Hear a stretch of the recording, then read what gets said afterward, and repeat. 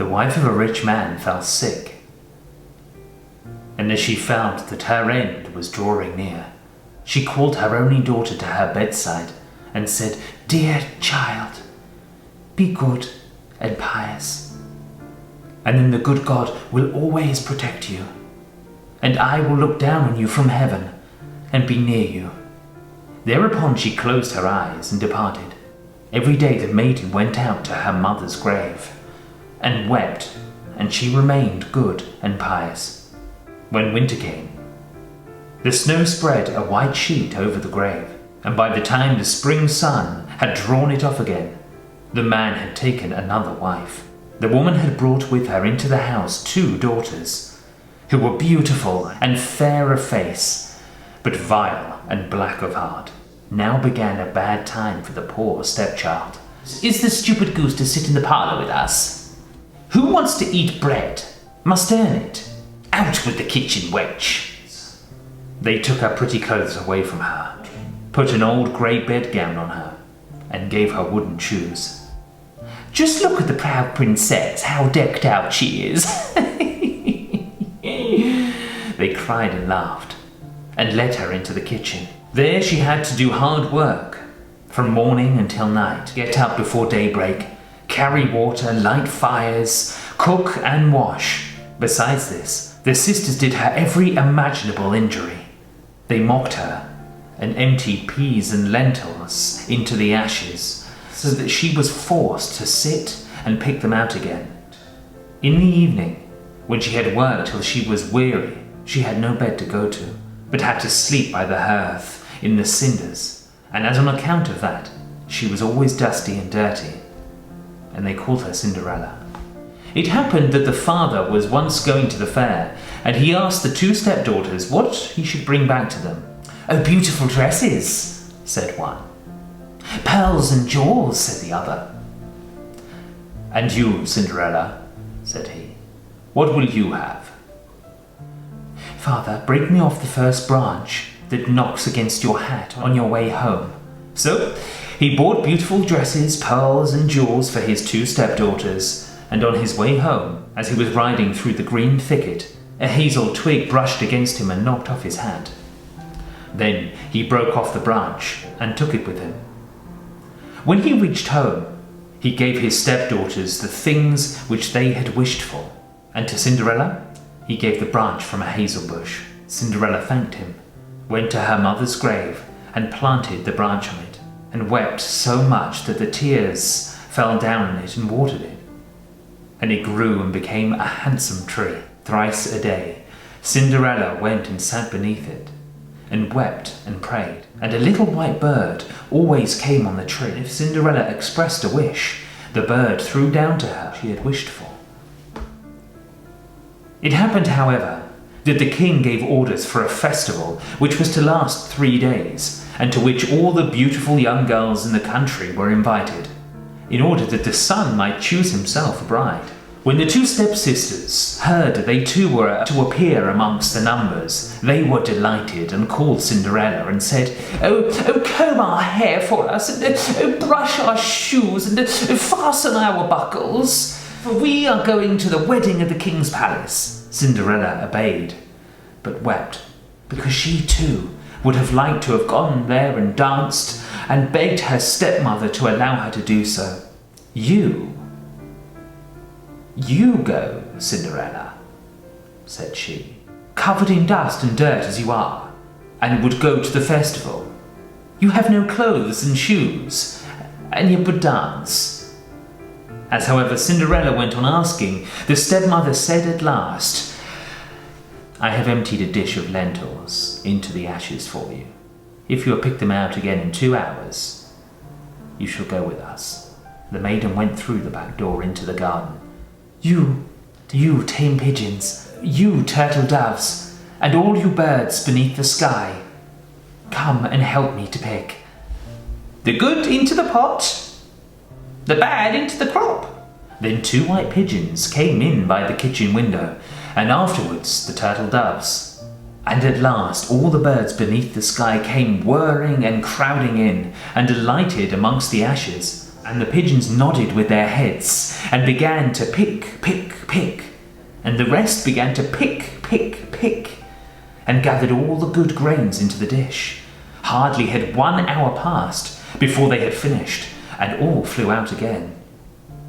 Then the girl took the dish to her stepmother and was glad, and believed that now she would be allowed to go with them to the festival. But the stepmother said, "No, Cinderella, you have no clothes, and you cannot dance. You would only be laughed at." And as Cinderella wept at this, the stepmother said, "If you can pick 2 dishes of lentils out of the ashes for me in 1 hour, you shall go with us."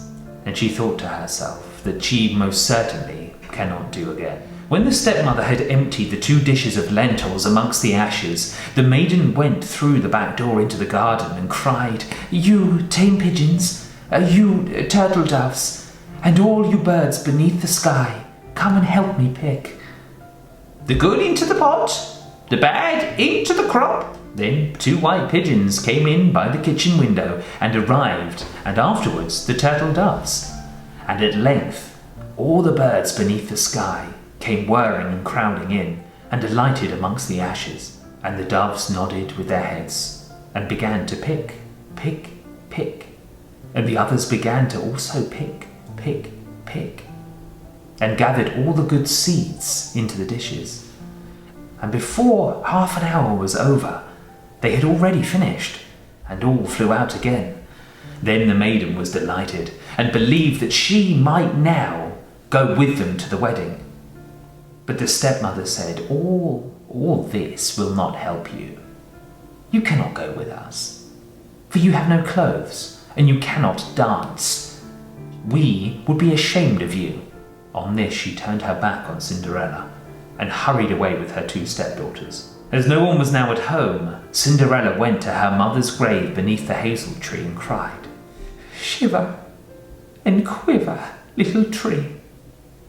Silver and gold throw down over me." Then the bird threw a gold and silver dress down to her, and slippers embroidered in silk and silver. She put on the dress with all speed, and went to the wedding.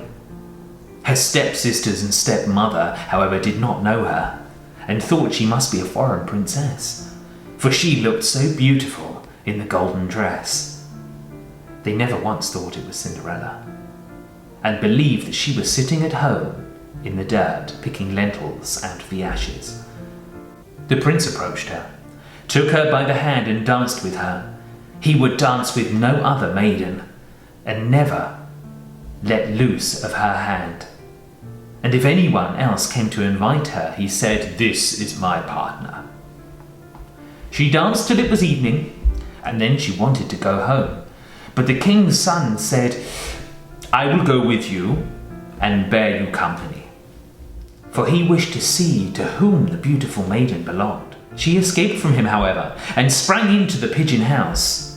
The king's son waited until her father came, and then he told him that the unknown maiden had leapt into the pigeon house.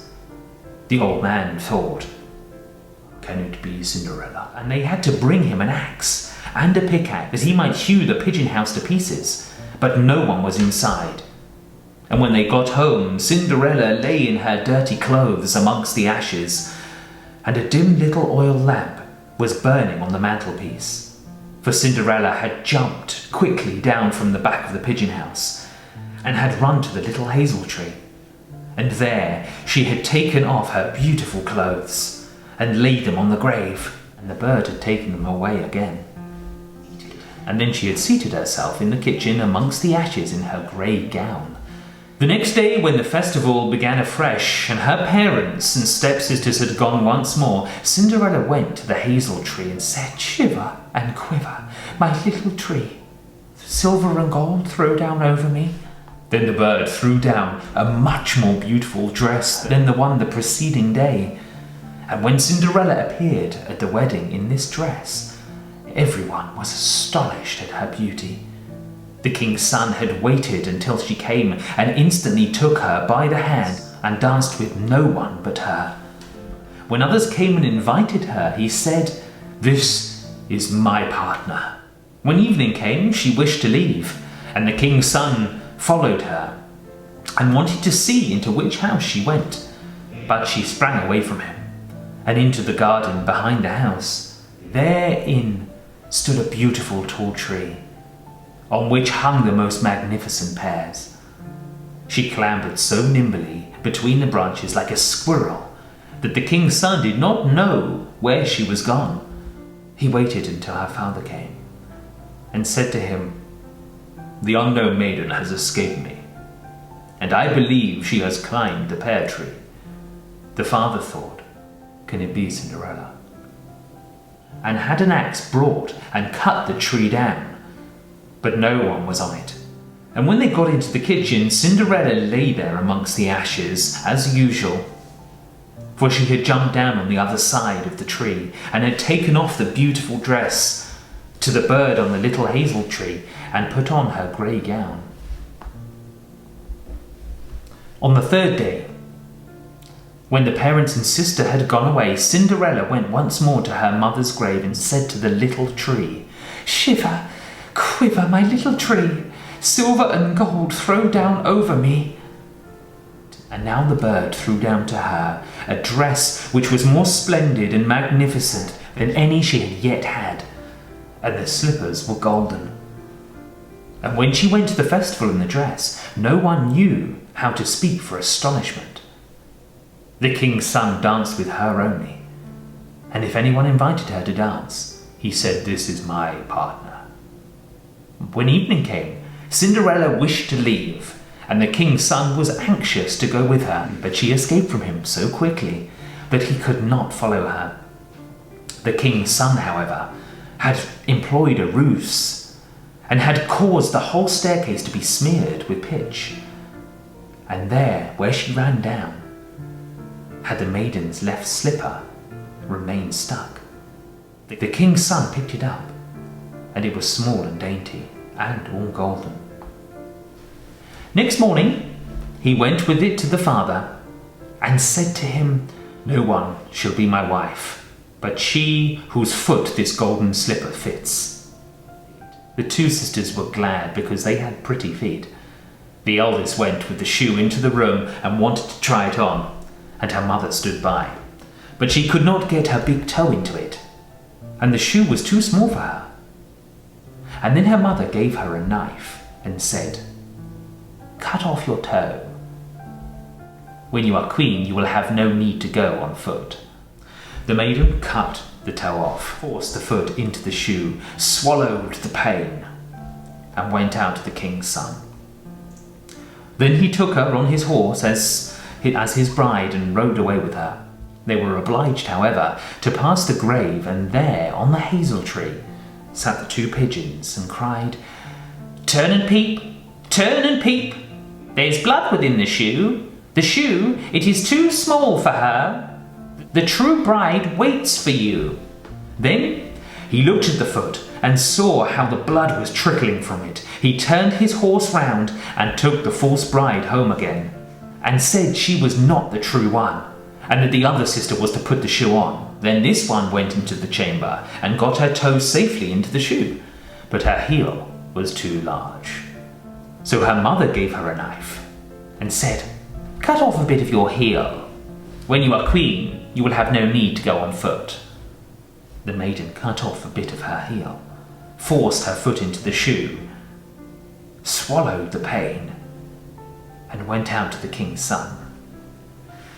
He took her on his horse as his bride and rode away with her. But when they passed by the hazel tree, the two pigeons sat on it and cried, "Turn and peep, turn and peep. There's blood within the shoe. The shoe is too small for her. The true bride waits for you." He looked down at her foot and saw how the blood was running out of her shoe, and how it had stained her white stocking red. Then he turned his horse and took the false bride home again. "This also is not the right one. Have you no other daughter?"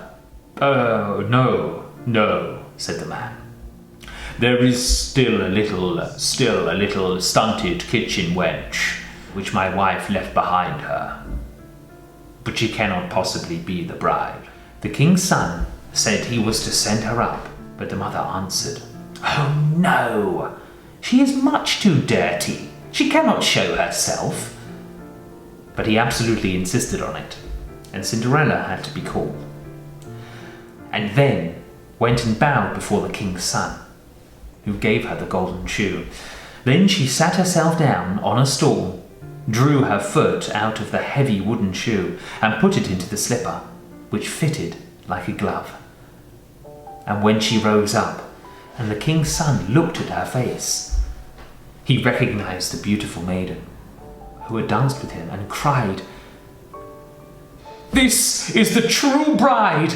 The stepmother and the two sisters were horrified and became pale with rage. He, however, took Cinderella on his horse and rode away with her. As they passed by the hazel tree, the two white doves cried, "Turn and peep! Turn and peep! No blood is in the shoe. The shoe is not too small for her. The true bride rides with you." And when they had cried that, the two came flying down and placed themselves on Cinderella's shoulders, one on the right, the other on the left, and remained sitting there. When the wedding with the king's son was to be celebrated, the two four sisters came and wanted to get in favour with Cinderella and share her good fortune.